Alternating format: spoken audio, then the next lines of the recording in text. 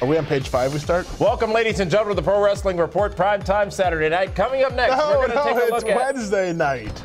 Primetime Wednesday night. Wow. Coming up next, we're going to take a look at TNA. Have they turned the corner? After Slammiversary a couple of weeks ago and, of course, Impact last week, have they turned the corner? We've also got interactive Ask the Booker and the History Book, looking back at the 2002 King of the Ring. Pro Wrestling Report Wednesday night, primetime Wednesday night, starts right now.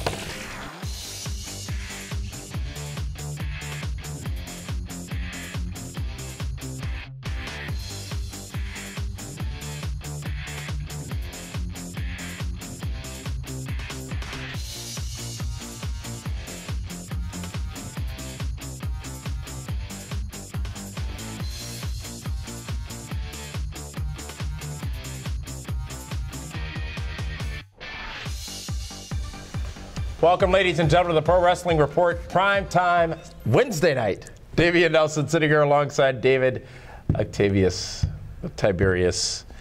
Ridiculous shirt wearing hero. I hate that shirt. I just want to go on record and say, firstly, it looks like a third grader did it.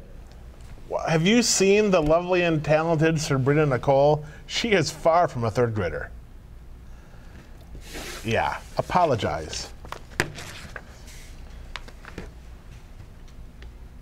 Let's go into this week's in-depth segment. There was so much I just didn't say, and you know it.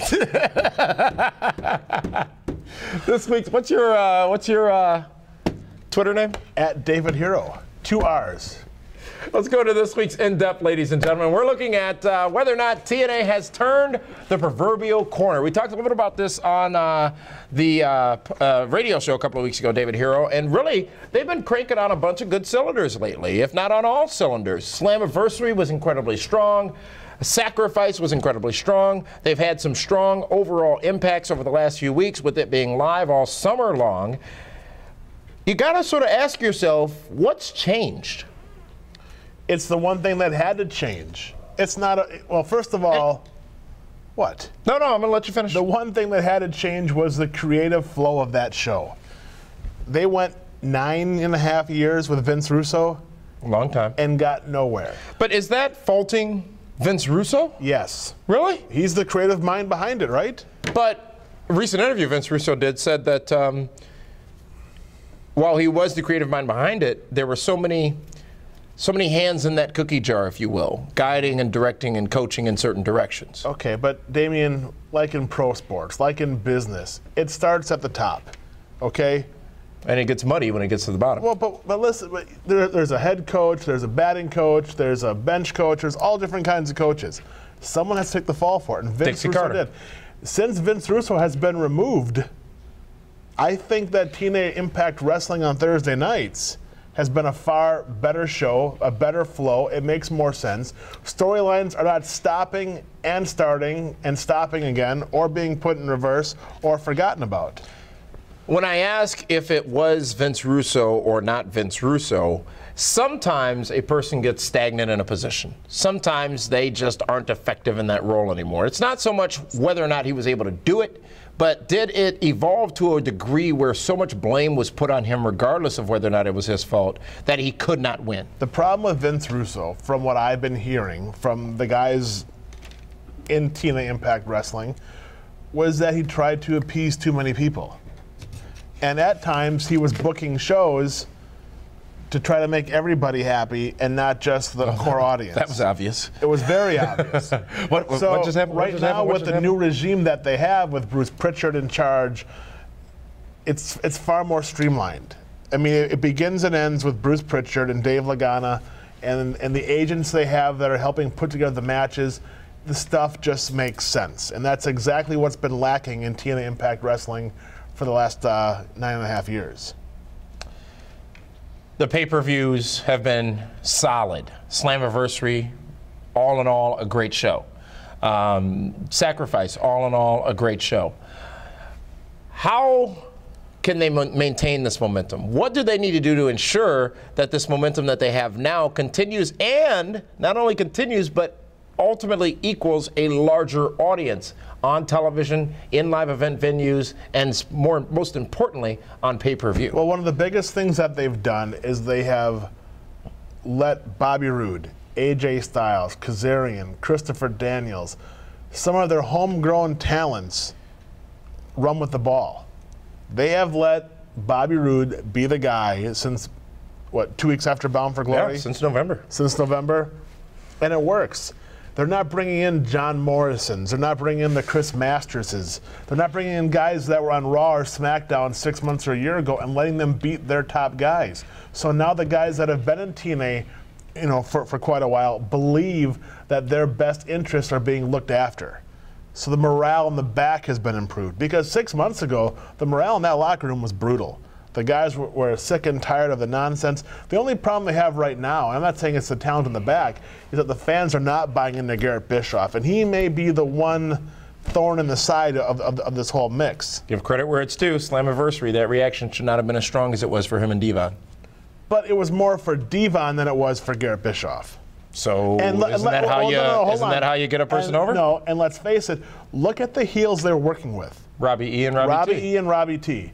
Two guys that the fans are just not going to cheer for because they don't like Robbie E.'s character, and they don't. From Texas too. And they don't believe. What does that mean? Because they don't like Jersey Shore.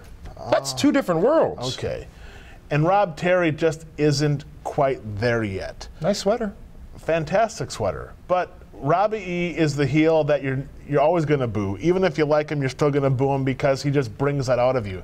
So Eric Bischoff and company protected Garrett by putting them in a match with the Robs. They had no choice but to cheer him with Devon dancing. Okay. That's the only issue. Well, from what I can see right now, cosmetically, yeah, that's it. I mean, you can complain about Brooke Hogan all you want. Brooke Hogan is not going to be an in-ring performer. She's going to be, yes, on TV, but she also brings a lot more to the table than Garrett Bischoff does.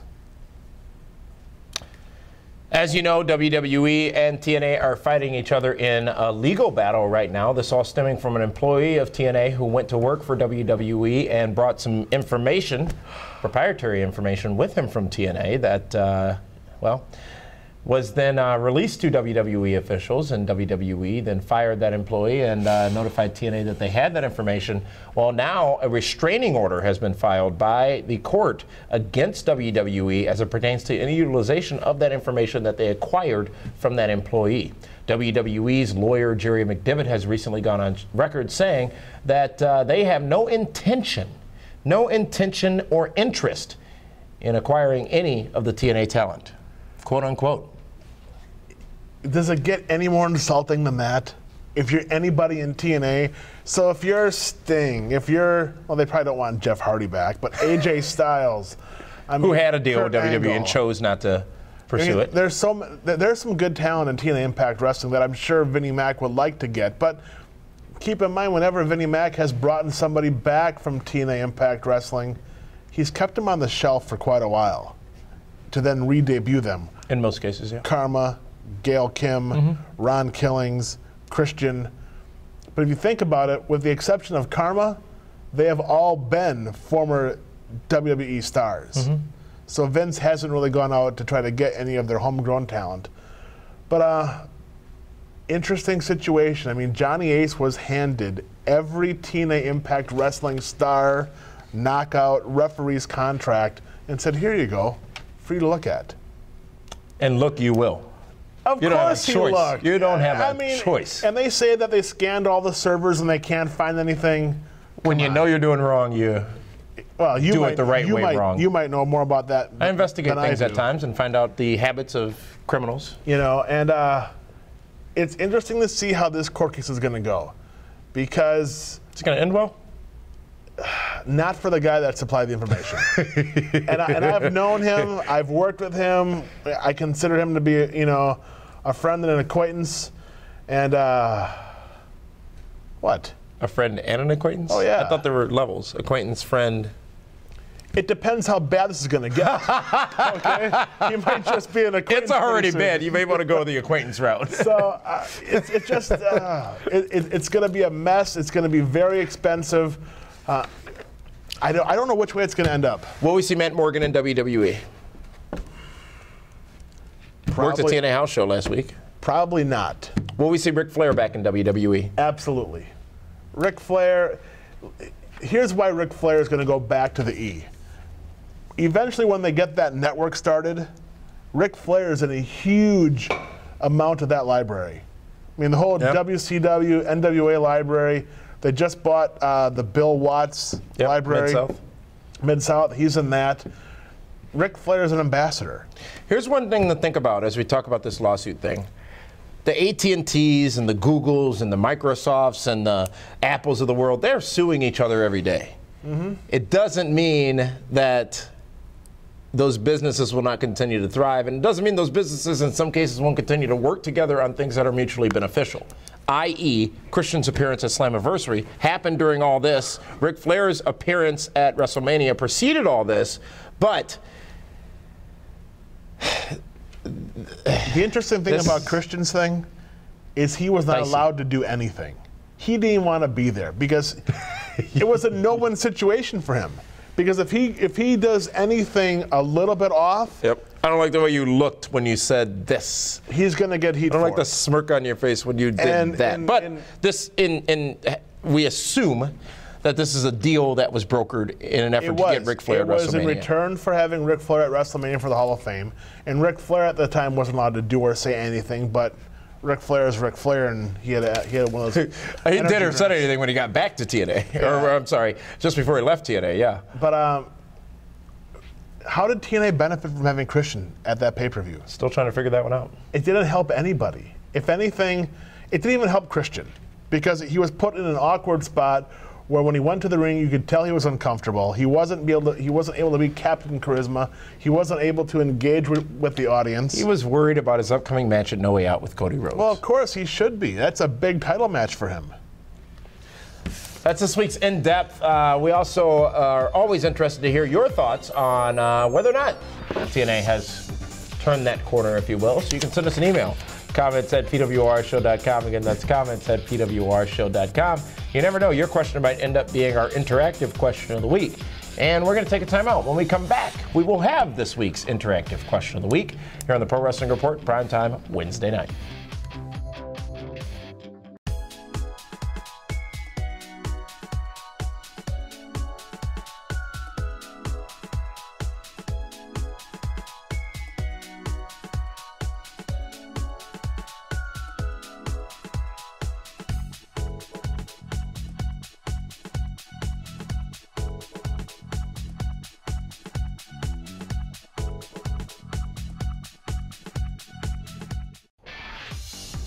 Welcome back, ladies and gentlemen, to the Pro Wrestling Report, primetime Wednesday night. Damian Nelson sitting here alongside David Hero, and it's time to go to this week's Interactive. It's a segment where you send us a question, we select it and read it and share the answer with you, in case you couldn't figure that out yourselves. This week's question comes from Abdullah. Is he down in Atlanta, you think? Well, it says Atlanta. Is that the butcher? The ribs and spare rib place? Here's the question Abdullah, who's not the butcher, had for us. He says, who, in your opinion, is the greatest heel wrestler in the business today? The greatest heel wrestler in the business today. Actively right now, today. Right now, today. As we sit here, as we speak, who is it? Well, you got to figure Bubba Ray's right up there. Bully. Kevin Steen has done a fantastic job in Ring of Honor. Just saying that because you're afraid of what Truth Martini is going to do to you this Saturday night here on this program. I'm really not concerned about Truth Martini whatsoever. I drink mojitos. Martinis are no problem. He's going to shake and stir you. Is it?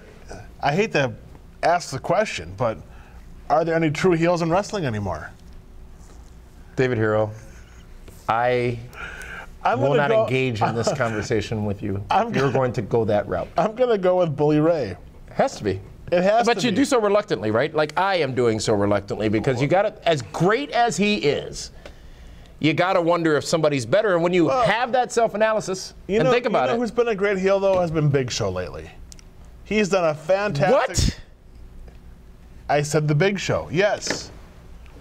He's done a fantastic job of disconnecting with the fans. They don't want to see The Undertaker. Big Show's a great heel. He's not a great heel? Something's happening to you. Look at who Big Show has demolished going into No Way Out. He did a great job. He's a monster heel. So you're saying Big Show's the best heel right now in wrestling? Bully Ray is. I said Bully Ray. Big Show's the second. I said Big Show's right there.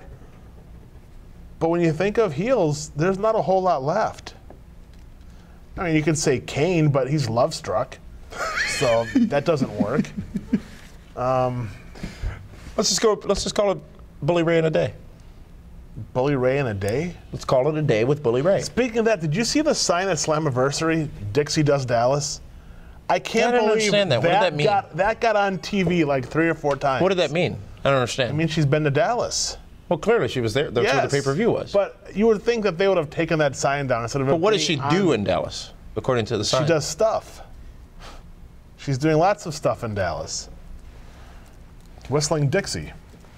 Let's go to the history book, ladies and gentlemen. Thank you, Abdullah, for that email. Let's go to this week's history book segment. And again, for all of June, we're going to be taking a look back at the King of the Ring, the pay-per-view versions of the King of the Ring. And this all of week, June, there's only 2 weeks left. That's 2 more segments we can do the history book for, leading up to our main event of 1996 right here in Milwaukee when Stone Cold Steve Austin was the King of the Ring. He was the King of the Ring in Milwaukee. That was in '96, right? That was the first night I met Vince McMahon. Really? Yeah, it was. How'd that work out for you? Can't disclose that here on television. King of the Ring 2002, ladies and gentlemen, and the King of the Ring that year, David Hero, would be Brock Lesnar, defeating Test and RVD in the finals, which occurred on pay-per-view. The semifinals and the early matchups happened on television, where he beat Bubba Ray and Booker T. Brock Lesnar, the King of the Ring in 2002. Well, it's always fun to look at who was in the tournament some 10 years ago on WWE pay-per-view.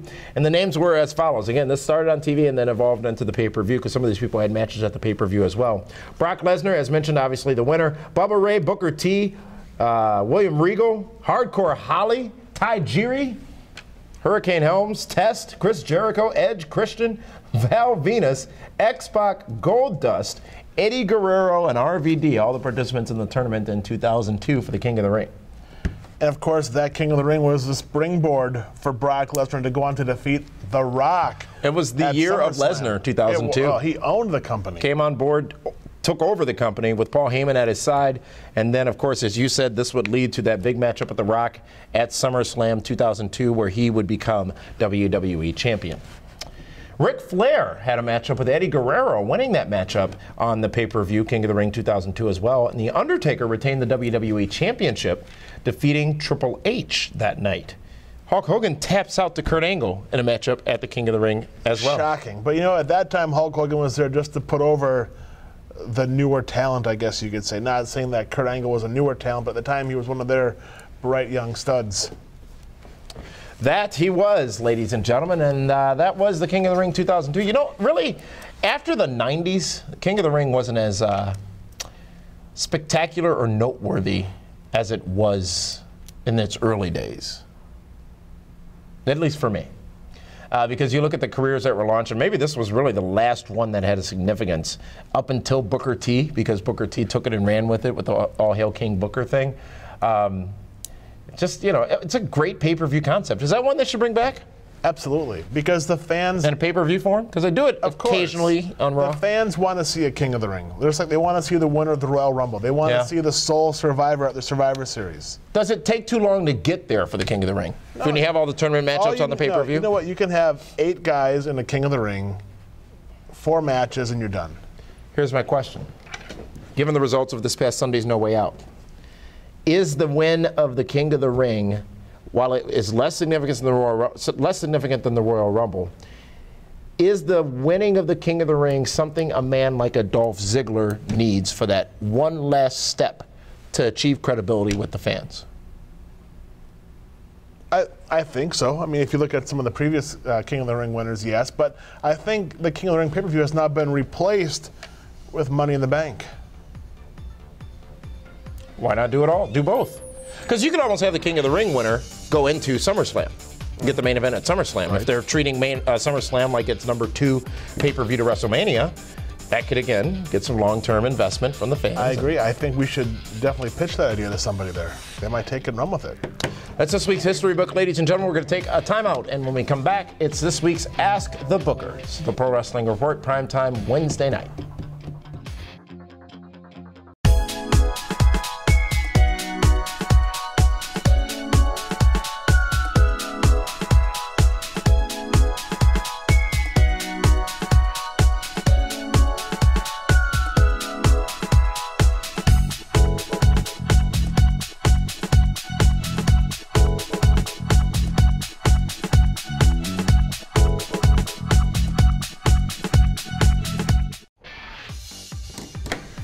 Welcome back, ladies and gentlemen, the Pro Wrestling Report, primetime Wednesday night. Damian Nelson here along with David Hero. And let's go to this week's Ask the Booker. And in this week's edition of Ask the Booker, our question comes from Brooklyn, New York. Dylan is the person with the question, and he sends a question that says this. My question this time is about a TNA star who I feel has earned his place in the business and is a fantastic talent in the fallen angel, Christopher Daniels. As bookers and fans, why do you think he hasn't become World Heavyweight Champion yet? And do you feel that he deserves a reign with the strap? Well, first of all, let me say this about Christopher Daniels. The guy is extremely talented, very quick-witted, creative mind, and very funny. He's been on the show many times as well, on radio, and I think he's appeared on the show 4 times. The problem with Christopher Daniels is right now that's nowhere near the direction that TNA Impact Wrestling is going to be going in. Right now they're committed to Bobby Roode. They're committed to using guys like Rob Van Dam, Jeff Hardy, Ken Anderson, Sting, Bully Ray. Christopher Daniels is in a great spot right now with Frankie Kazarian. Yeah. They are a great tag team. They're going to help that division. He could have been world champion 6 years ago, and that's no knock on him whatsoever. But right now, Christopher Daniels is not going to. How do you say it without being insulting? He's not the top guy in that company. Mr. Perfect was never a world champion. Roddy Piper was never a world champion, but there are people who you will always remember. Christopher Daniels is one of those talents that's so educated in the ring that he is always going to be remembered, but you have to question whether or not the situation will occur where he will be in the place to be a world heavyweight champion. I think that's... Yeah, that's the best way to say it. I mean, he's talented, he's X Division champ, tag team champ. Just certain guys never get to that top level. Which isn't their fault, necessarily, in all cases. In some cases, sure it is. But well, if you look at the 80s, you were... I wasn't born then. If you look at the 80s when Hogan had his big run, you were never going to get that world title. Never. It was his. If, at best, you might get the IC title. And that's where a lot of the guys were fighting for. And that's where most of the best matches were. When it mattered, yeah. Yeah, absolutely. When it mattered, yes. Well, thank you very much for that question, Dylan. And if you'd like to have your question read on air here on the Pro Wrestling Report, you can send it to us. atb@pwrshow.com. Again, that's atb@pwrshow.com. And we will select the best of those questions to read on air and answer. That is it for this week, ladies and gentlemen. We'll be back with you again Saturday night with the Pro Wrestling Report Prime Time Saturday, where our in-studio guest is going to be from Ring of Honor, Truth Martini. Truth Martini. It's going to be fun. We'll see you Saturday night on Prime Time. Thanks for tuning in.